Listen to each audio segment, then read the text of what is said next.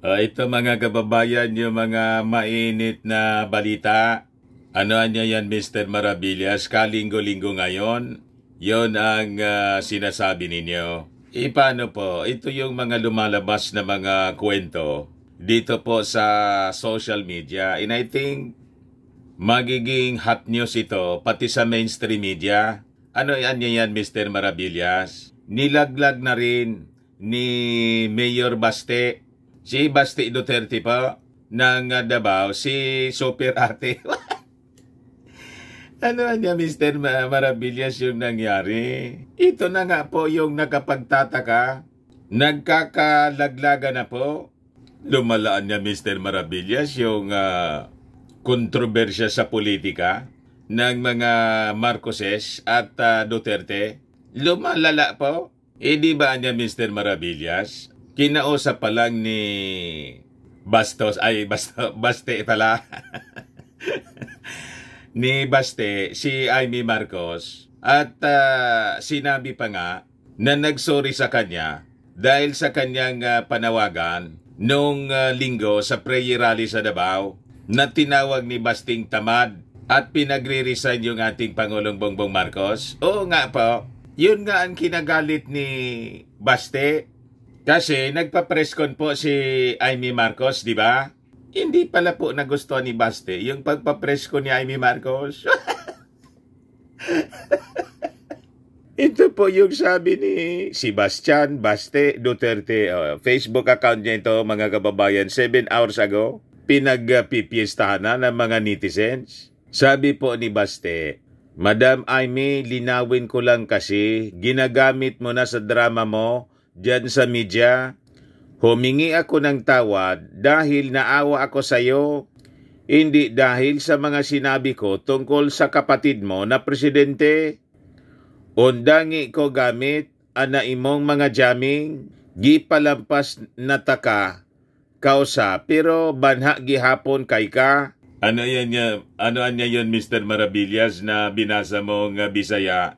Hindi ko po rin maintindihan. Yung mga Bisaya na nanonood sa atin ngayon, i-translate na lang po ninyo yung sinabi ni Baste. Yung Tagalog po naintindihan natin. Pero yung Bisaya, malabo po sa atin. Undangi ko gamit ana imong mga jamming, gipalampas ta ka kausa pero banha gihapon kay ka. Ibig sabihin siguro, ginagamit mo na anya kami. Parang ginagamit na sila na mga Duterte.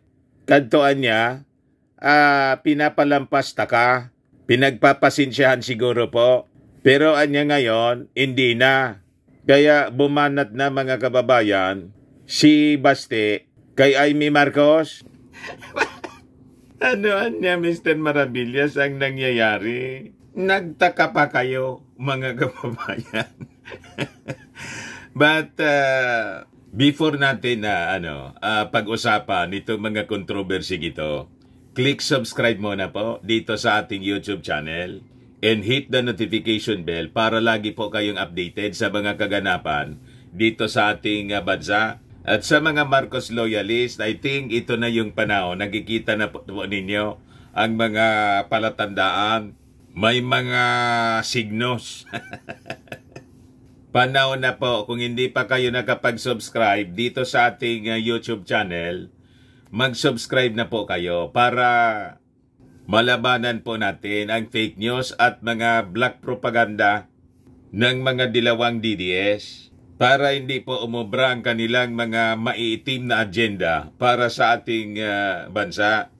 At syempre, wag na rin po ninyo, mga kababayan, na escape yung ating mga commercial ads para tuloy-tuloy lang ang pag-unlad ng bagong Pilipinas. Sa mga naghanap po ng malinis and spacious fitness gym, pumunta na lang po kayo sa aming Colossal Fitness Gym. We also offer Grab Car Rental with our brand new 2023 model ng Toyota Innova. We also accept booking for those who are planning to travel via PAL, Cebu Pacific, and other airline companies. Local and international, and bills payment for Meralco bills. Dito sa amin, Aleco bills para sa mga Tagalbay, PLDT, etc. Yung mga magta-travel, kahit saan pong parte ng ating mundo, pwede na po kayo magpa-booking ng inyong mga tickets dito sa aming office. Pati sa mga hotel, para makatipid po kayo, makamura. May bayad center na din po kami, may Paymaya. Ang Colossal Fitness Gym is located at 3rd floor, Security Bank Building, Lanco Business Park, Legazpi City, Albay. For inquiries, look for Jilon Maravillas, contact number 0966-802-0949. Yan po yung aming Innova. Lagi na po matao sa amin. Naka-set up na rin yung mga bagong gym equipment po. May treadmill na rin po kami. At saka may bagong product na din po kami binibenta, iGlow. Ayan po, iGlow Serum. Whitening po siya. Tingnan ninyo yung aking anak, before and now. Ayan. Negosyo niya po ito, Riz Maravillas on FB po, para sa mga gustong mag-try nito. Product of South Korea po siya. 3 times more effective po siya than your ordinary collagen serum with anti-aging and brightening formula. Dumiritso na lang po kayo sa kanyang Facebook account po sa mga inquiries. Ito naman po, Firmax Firming and Lifting Cream po. Mainam po sa mga paninigas na mga kaso-kasoan. Ito, Automax Radiant Serum. Sa mukha naman po, ang application, anti-aging po siya. You will look 10 years younger than your age. Sa mga cancer patients naman po, baka lang gusto ninyo itong itry. Ningxia Red Mix Fruit Drink. Hindi man po siya gamot, food supplement siya. Kaya lang, gawa siya mga kababayan sa goji berry. Yung goji berry may anti-cancer properties. Yung mga inquiries ninyo po, dumiritso na lang kayo sa aming messenger sa Facebook para masagot namin agad. Ayos pa, ayos na ayos niya Mr. Maravillas. Di niya Mr. Maravillas yung masasabi mo doon sa sinabi ni Baste. Nagtaka pa kayo. Like father, like son. Like father, like daughter. Talagang magkakapamilya sila mga kababayan. And makikita po ninyo sa kanilang mga karakter. Tingnan ninyo si Inday na lang. Si Inday mga kababayan, tinulungan ni Martin Romualdez. Ikinampan niya, nanalo. Sumasalang na lang po sa entablado si Inday. Ano nangyari po? Tinawag pang tambaluslos. Dahil mga kababayan sa issue ng confidential funds, galit na galit si Inday. Nakalimutan lahat yung tulong na ginawa ni Martin Romualdez. Noong mag-attempt yung kanyang best friend na si Hilo Garci, imbes na kumampi kay Martin, mga kababayan, si Inday, kasi tinulungan siyang manalo sa pagka-vice presidente sa Unity, kumampi po kay The Little Girl. Ngayon, nilaglag ni The Little Girl si Martin Romualdez. Hindi man kumampi sa kanya. Ito po, former President Arroyo joins lakas CMD Solons in manifesto of support for Speaker Romualdez. Talaga na Mr. Maravillas, tama yung sinasabi mo na nagkakalaglaga na. Nagkakalaglaga na mga kababayan. Di ano ang possible motive niya, Mr. Maravillas, ni possible reason ni Baste, bakit biglang inilaglag si Amy Marcos, na si Amy Marcos nga po, halos isumpa na. Halos isumpa na nga po niya yung kanyang pamilya. Ang sabi nga dito sa amin, Nem, anya. Yan ang Mako Amo. Na imbes na kampiya ni Amy Marcos. Yung kanyang kapatid na si President Bongbong Marcos at yung kanyang pinsan na si Martin Romualdez, kinampihan yung mga Duterte. O ngayon, kita ninyo yung sacrifice ni Amy Marcos. Kinampihan na nga po sila. At namimiligro, mga kababayan, yung political career ni Amy Marcos. Kasi yung mga Marcos loyalist, nagagalit na po kay Amy Marcos. Dinisown na nga po ng mga Marcos loyalist. Hindi ka namin anya iboboto kasi imbes kumampi ka kay Bongbong Marcos at kay Martin Romualdez, kumampi ka kay Inday, kumampi ka kay Baste, kumampi ka kay Pulong, kumampi ka kay Digong. Pero despite mga kababayan yan, ano yung ganti kay super ate ni Baste? Ito yung ganti mga kababayan ni Baste 7 hours ago. Madam Amy, linawin ko lang kasi ginagamit mo na sa drama mo dyan sa media. Humingi ako ng tawad dahil naawa ako sa iyo, hindi dahil sa mga sinabi ko tungkol sa kapatid mo na presidente. Onlangi ko gamit ana imong mga jamming, gipalampas takana, gipalampas nataka, kausa pero banha gihapon kay ka. Nalagaan niya Mr. Maravillas sa pamilya ng mga ingrato. Sinabi niyo pa, remember mga kababayan na si Amy Marcos ang unika na sumuporta na gobernador. Ay dalawa pala sila, yung gobernador ng dalawa lang yung gobernador ni Digong nang tumakbo sa pagkapangulo ni Kapitan po. Wala silang leader sa mga barangay. Yung mga mayors, gobernador, congressmen, mga senador, mga kababayan, nasa kay Maruhas. Pero nanindigan mga kababayan si Amy Marcos. Napaka-kuampo ni Amy, napaka-martir. And because of the support ni Amy Marcos kay Digong po, nanalo po siya. Kasi nga po, yung mga Marcos loyalists na nagkalat sa buong mundo, wala man pong hindi man kilala si Digong po. Sa Davao lang po siya, pero sa buong Pilipinas, wala man pong nakakakilala kay Digong, di ba? Bigla na lang lumitaw because sinuport po ni Amy Marcos.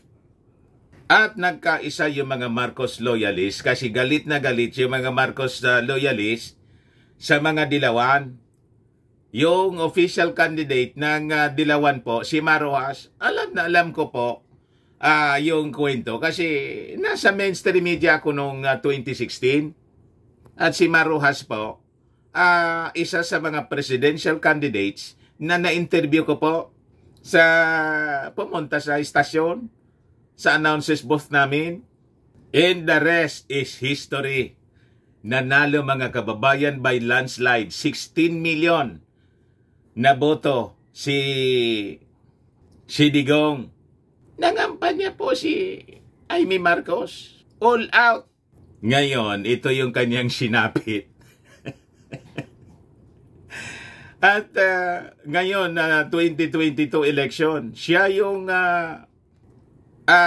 instrumental sa pagkakaroon ng unity team. Nanalo yung kanyang kapatid na presidente, nanalo si Inday na Vice President. Ang campaign manager, mga kababayan, ni Inday, si Martin Romualdez. Yung best friend ni Inday, mga kababayan, na si GMA, bilang mag-attempt, dinimote mga kababayan. Biglang nagtantrum biglang nagtantrum si Inday. Tinawag na tambaloslos, mga kababayan, si Martin, ang kanyang campaign manager. Tapos, kumampi kay GMA na nag-attempt na patalsikin si Martin as Speaker of the House. Tira niya Mr. Maravillas, di ba nag-deny? Nag-deny nga po. Pero malakas yung ebidensya ni Martin Romualdez kasi nagsumbong sa kanya yung napakaraming mga congressmen na kinausap po ni Hilo Garcia. O diba? At nang tawagin mga kababayan na tambaluslos ni Inday, although hindi man niya pinangalanan, pero patungkol kay Martin Romualdez, yung mga supporters po ng mga Duterte, ang tawag kay Martin, Tambi. Tambalos-los, Tambi. Saan kumampi si Super Ate? Trinay pa na iligtas sa kahihiyan, mga kababayan, pinagtakpan ni Super Ate. Lumipad si Super Ate papuntang Davao. At lumabas sa video, may joke-joke sila para po i-play down yung tambalos-los issue. Kumampi, mga kababayan, kay Inday si Amy Marcos. At lumalabas ngayon, kaaway ni Amy Marcos, yung kanyang pinsang buo na si Martin. Pagkatapos, ito yung sasabihin, mga kababayan, ni Baste, na ginagamit lang daw, mga kababayan, ni Amy Marcos, ang ginagamit na daw sila sa drama sa media. Yan po, malinaw yung mensahe ni Baste. Madam Amy, linawin ko lang kasi ginagamit mo na sa drama mo diyan sa media. Humingi ako ng tawa dahil naawa ako sa iyo, hindi dahil sa mga sinabi ko tungkol sa kapatid mo na presidente. Ondangi ko gamit ana imong mga jamming. Gipalampasta ka, kausa pero banha gihapon kay ka. Madaling sabi, mga kababayan, ang sinasabi ni Baste, nanggagamit si ginagamit sila ni Amy sa drama niya. Kita ninyo. Di kaya niya, Mr. Maravillas, medyo napaisip si Baste? Kasi biglang kumambyo si Amy Marcos doon sa isyu ng gusto nang ihiwala yung Mindanao ng kanyang tatay dahil sa People's Initiative, lalo na dahil sa isyu ng ICC. Baka po, kasi kinontra po ni Amy Marcos si dating Pangulong Digong. Yan po, Amy Marcos opposes separate independent Mindanao proposal. Baka niya, Mr. Maravillas, yun ang hindi na gusto ni Baste kay Amy Marcos, na hindi all out, parang umaatras na sa kanilang posisyon ang senadora. Hindi man po maaari yung ganon. Kasi it is against the Constitution. That is extreme, mga kababayan. Imagine, gusto mo nang windangin po ang Pilipinas. Yung mga dating secessionist rebels nga, MILF, MNLF, nakipagkasundo na po sa gobyerno. At sila, mga kababayan, nagpalabas ng pagkontra sa proposal na Mindanao Independence. Pati yung mga gobernador, congressmen, mga senador na from Mindanao, ayaw po sa ganong sistema, sa ganong idea. Sila lang naman ang taga Davao. Si Digong, tapos yung mga loyal supporters niya. Hindi man po pwede na i-compromise natin yung future ng ating bansa, na pagwawatak-watakin na natin yung ating bansa po. Pero ito, theory ko man lang po. Hindi ko man po alam kung bakit biglang nagtantrum itong pong si Baste. Binakbaka na po si Amy Marcos na several days ago. Ang ganda pa ng kanila pong pagsasama. Talagaan niya, Mr. Maravillas, walang forever na dito sa ating sa ating mundo, sa mga relasyon. Walang forever po. Lahat po disposable. You see, wala talagang forever, pati sa mga relasyon, mga kababayan, lalo sa politika po. Sabi ko sa inyo na sa politika po, yung mga dating magkakaibigan, makita mo yan, magkakaaway na. Yung dating mga magkakaibigan na.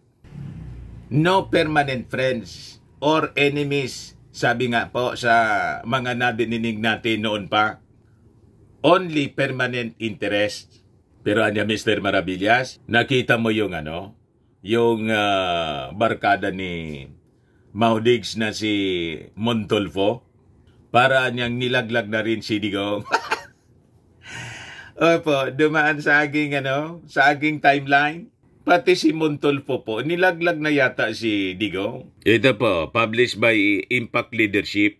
Pati si Montolfo po, nahalata na si Digong daw, parang wala na sa sarili. Nakita ninyo? Tamaan niya, Mr. Maravillas, yung obserbasyon ni Montolfo. Kahit sino man po. Kaya siguro, pati mga leaders ni Digong, nagsipag-alisa na. Nadamay nga po, pati si Inday. And I think, unti-unti nagka-crumble na po yung support sa mga Duterte ng ating mga mamamayang Filipino. Unti-unti na pong palubog ang kanilang politika. Kasi naman po, simula pa lang ng turno, politika na. Ang iniisip nila po, yung 2028 election na po. Nalata ng mga mamamayang Filipino po. O ito yung sabi ni Montolfo. Sabi diyan, veteran journalist Ramon Tolfo believes that his friend, former President Rodrigo Duterte, should stop using fentanyl because it affects his normal brain function. Yan po. Napakinggan ko niya ang talumpati ni Digong noong linggo ng gabi sa Davao City. Parang wala nga na si Digong sa sarili. Akita ninyo? So tama yung obserbasyon ng ating Pangulong Bongbong Marcos. Sinigundahan lang po ngayon ni Montolfo. Ano sabi ni Pangulong BBM nang hingan po ng reaksyon ng media sa ambos interview before na siya lumarga papuntang Vietnam. O ito po yung report ng Philippine Daily Inquirer. O sabi rito, Marcos shots back. Ex-President Duterte takes fentanyl. I-play ko po uli para marinig ninyo. I think it's the fentanyl. Fentanyl is the strongest painkiller that you can buy. It is highly addictive and it has a very serious side effects. And PRRD has been taking the drug for a very long time now. According to Marcos, Duterte has been taking the painkiller for 5 to 6 years. Marcos said that it was bound to have some sort of effect on Duterte. After 5-6 years, that has to affect yung kaya palagay ko kaya nagkakaganyan. So, you know, I hope his doctors take better care of him than this. Hindi pinababayaan itong mga nagiging problema. So nakita ninyo mga kababayan, may pag-care pa, may concern pa po yung ating Pangulo. Dapatan niya siguro pangalagaan ang kanyang doktor, yung ating dating Pangulong Digong. Magpagamot na. Iyan niya Mr. Maravillas, parang dapat siguro buong family magpa-check up.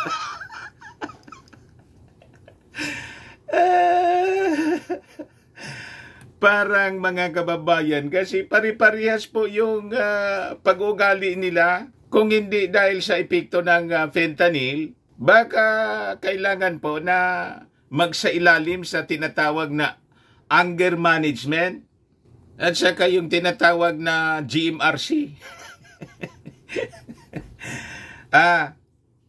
I-reorient sila mga kababayan bilang mga lingkod bayan. Hindi man dapat ganon mag-behave. Walang tinatawag na civility. Pati sa choice ng mga pananalita, mga kababayan, dapat maturuan muna sila before na iboto sa anumang posisyon o hayaan na tumakbo sa anumang posisyon sa gobyerno. Hindi dapat ganon ang behavior ng isang lingkod bayan po. Di ano ang tingin mo niya Mr. Maravillas with that statement ni Baste? Wait na lang natin kung ano yung magiging reaksyon ni Super Ate. Kung patuloy pa niyang mamahalin yung pamilya Duterte, lalo na po si Inday at yung tatay nilang si Digong, na halos mga kababayan isumpa. Imagine niyo Mr. Maravillas, yung prayer ni Super Ate doon sa GIL, ano? GIL occasion, iadya yung ating Pangulong Bongbong Marcos daw sa mga na Udimon.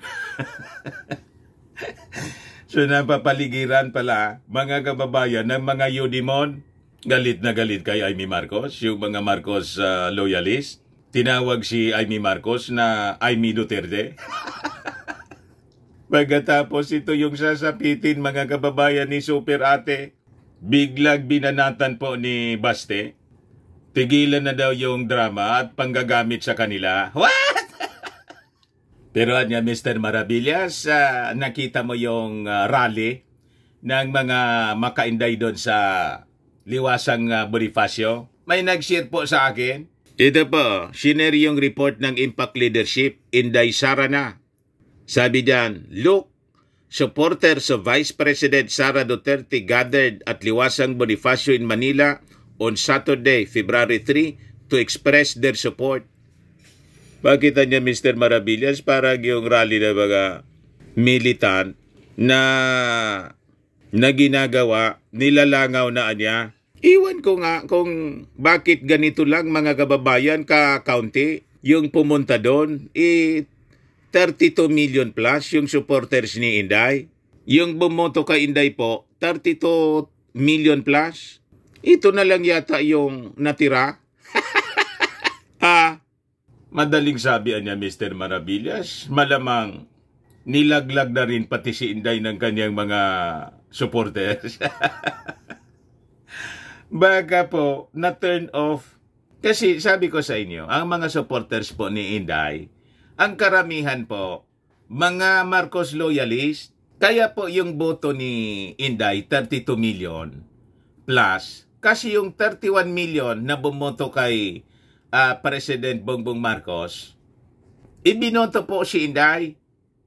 Kaya lumampas po sa 31 million na boto ng ating Pangulo, yung boto ni Inday. Yung mga solid kay Inday po, yung mga DDS talaga, hindi man po ibinoto yung ating Pangulong Bongbong Marcos. Yung ibinoto nila, yung iba si Santa Mama, si Leni Robredo, yung iba kay Isko, yung iba kay Ping Lacson.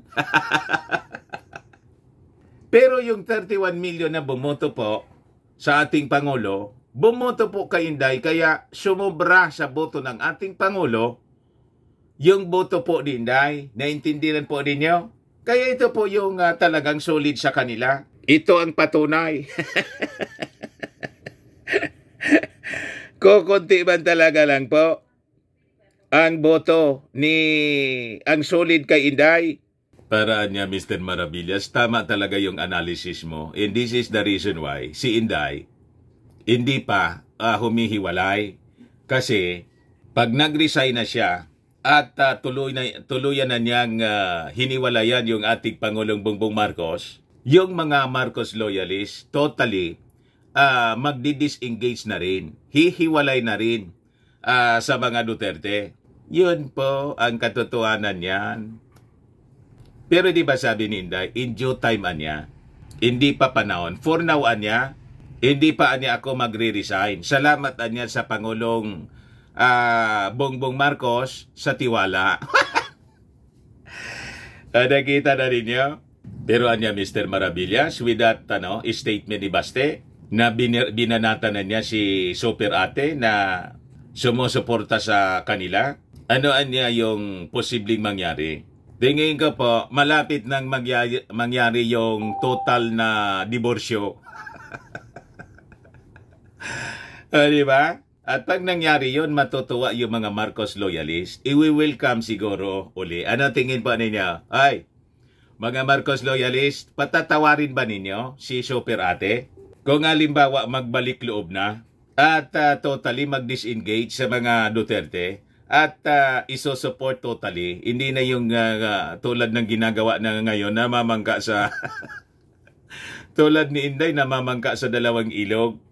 Si Super Ate ganun din po ang ginagawa kasi daw mahal niyang pareho. Yung mga Duterte po ang hirap mahalin. You see? Yung mga netizens nga po, mga kababayan, galit na galit dahil sa naging proposal ni Digong na pagwatak-watakin ng mga Filipino, yung iwalay yung Mindanao. Ito po yung latest report, February 3, report ng Politico News. Sabi dyan, walang nangyari sa Pilipinas, netizens assail Rodi Duterte. Rodi Duterte's call for separation of Mindanao. Ayan po.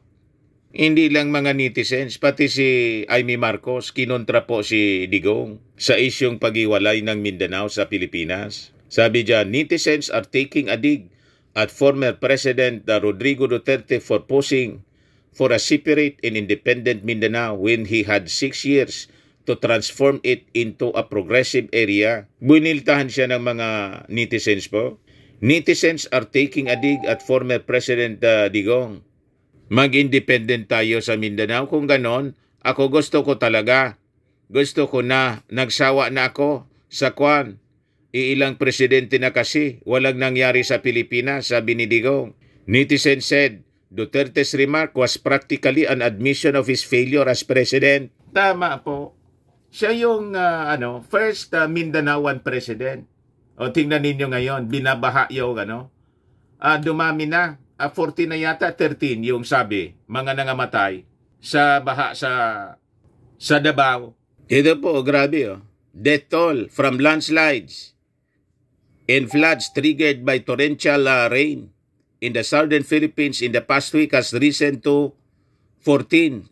Official tally showed Saturday. Kita ninyo? Kaya nagtataka yung mga taga Mindanao, bakit anya nangyari ito? Ano nangyari anya doon sa 51 billion na ibinuho sa distrito ni Pulong in 3 years? Anong pinagagamitan ng pondo? At buti pa ngayon mga kababayan, si Martin Romualdez tapos yung mga kalyadong congressmen, agad-agad na nagpadala ng mga ayuda ng tulong po sa mga biktima ng floods. Yung mga senador, busy po sa hearing ng People's Initiative. Nag-hearing, pati doon po sa Davao, wala mang tulong na dala. What? Kaya sabi ng mga congressmen, tigilan na ninyo yan na mga ginagawa ninyong hearing. Tumulong na lang kayo.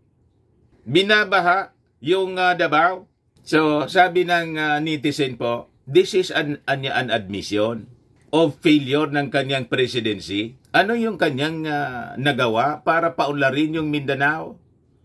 Kaya naman po, yung mga taga Mindanao, na mga political leaders po, nagpahayag ng suporta sa ating Pangulong Bongbong Marcos at ayaw din nila sa proposal ni Digong na ihiwalay yung Mindanao, pati yung mga dating rebelde. So sabi dyan, 6 na taon ka, presidente, wala kang ginawa para sa Mindanao, nagpayaman lang kayo ng pamilya mo at kronis mo, tapos magrereklamo ka, walang nangyari sa Mindanao, idi inamin mo din, walang nangyari sa termino mo. Sabi ng isang ex-user, may sinabi pang kayo na lang ang magbasa, yan naka bold letters po patagalin ko. Basahin niyo po ninyo. Loud.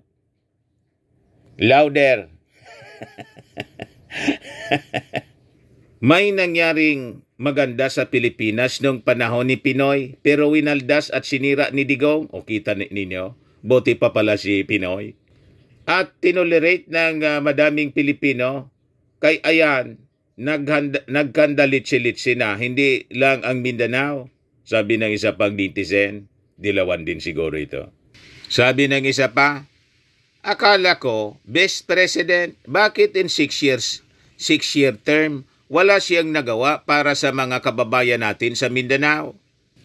Wala din naman na ang mangyari nung presidente siya, nabaon pa nga sa utang, yung ibang mga bansa, nakaahon na. Kita ninyo?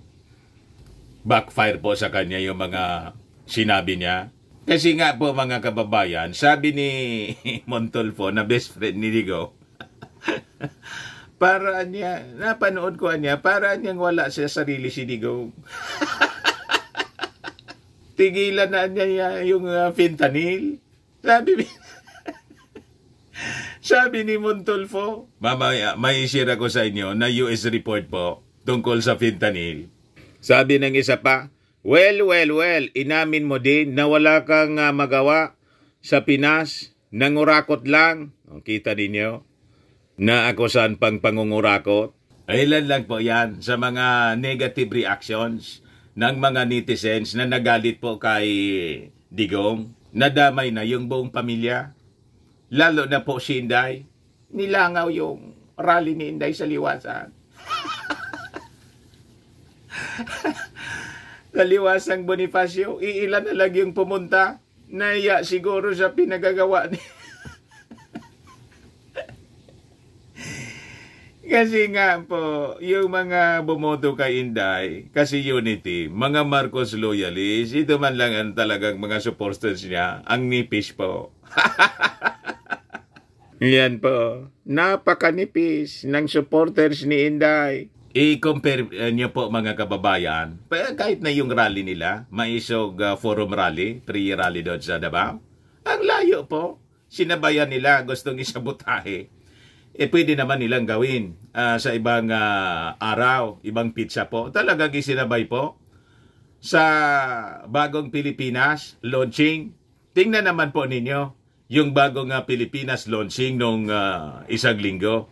O diba? Yung expected na attendance po, mga 200,000. Na doble po, estimate ng mga authorities, 400,000 yung dumalo. Nandun po ako.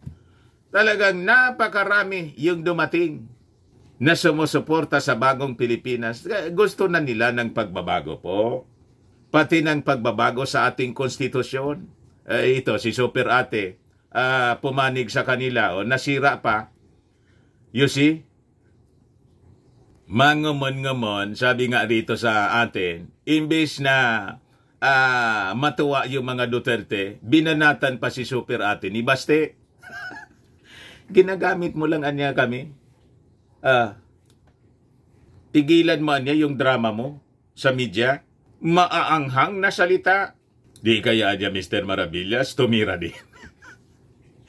O ngayon, ibigay ko na sa inyo yung sabi dito sa report ng Philippine Star tungkol sa fentanyl. Ayan po. Philstar Global. US praises China action on fentanyl but sees political risk. Kapon lang po ito, February 3, 2024. Ito yung tinitira po ni Digong na fentanyl.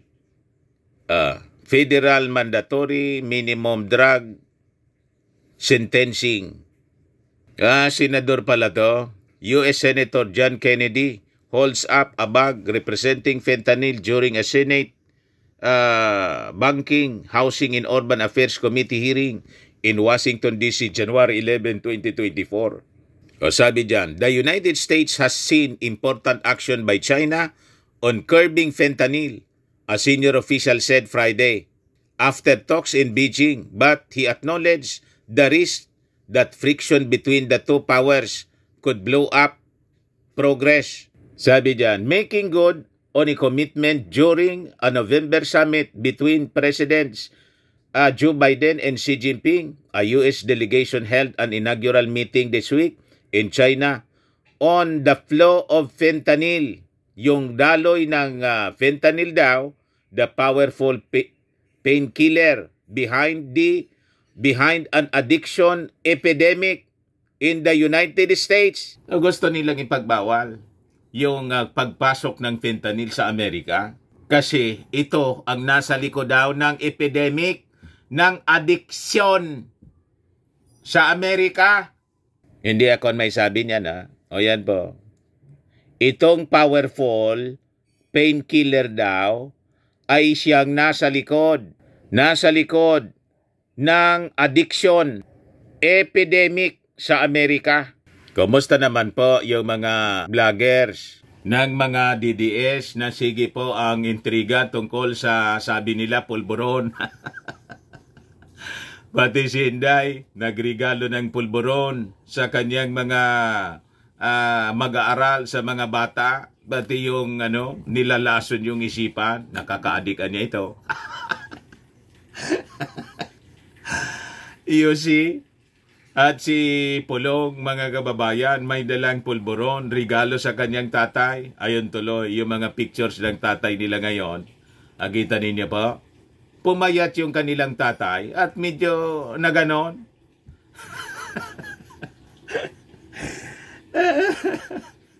Yung ating Pangulong Bongbong Marcos, yung kanyang muka, ginawang ngiwi. O, di ba? May mga videos po na pinapalaganap ngayon, binaviral nila para i-brand yung ating Pangulong gumagamit ng, ayun. Yung ating Pangulong Bongbong Marcos po, mga kababayan, before na tumakbo sa pagkapangulo, kinol na yung challenge ng mga critics noon. 2 beses na nagpa-drug test po. Yung ating Pangulo. Ganon, mga kababayan. Tapos, tina-challenge ni Digong. Sabayan niya tayo. Sino ang papatol sa inyo? Nasabi po ni Montolfo na kaibigan mo na mismo para niya wala sa sarili si Digong. So sabi rito sa balita, mga kababayan, we recognize some initial steps by the PRC, said Todd Robinson, the Assistant Secretary of State dealing with narcotics po, and law enforcement referring to the People's Republic of China. Sabi diyan, China banned fentanyl export in 2019, but U.S. officials say that it is still the primary source of precursor chemicals to the synthetic opioid, which are then put together by cartels in Mexico and smuggled into the United States. You see, so malinaw po yung fentanyl. Siya po ang nasa likod ng addiction epidemic sa Amerika ngayon. Sino na niya, Mr. Maravillas, yung totoong addict? Ngayon na po yung bahala. Pero ipakita ko ulit, mga kababayan, yung sinabi ng best friend na journalist ni Digong. Sabi ni Montolfo, kailangan na niya siguro tigilan na ni Digong yung paggagamit ng fentanyl. Napakinggan ko niya ang talumpati ni Digong noong linggo ng gabi sa Davao City. Parang wala nga si Digong sa sarili. Ayan ba? Pero anya talaga, martir si Super Ate. Nandyan pa rin yung support kay Digong. Although anya, biglang nilaglag si Digong sa issue ng Mindanao. That is non-negotiable kasi po. Pagdating na sa pagwindang ng ating bansa, dapat maintindihan yon, mga kababayan ni Digong. At kung yon ang naging rason kung bakit biglang bumanat si Baste, kasi kinuntara na yung kanyang tatay ni Super Ate. I think, sabi nga po sa Ecclesiastes, in everything there is a season in time under heaven. Or for everything, there is a season in time. Tamang-tama, mga kababayan, linggo ngayon, Ecclesiastes 3, verse 1 to 8. For everything, there is a season in a time for every matter under heaven. A time to be born, and a time to die. A time to plant, and a time to pluck up what is planted.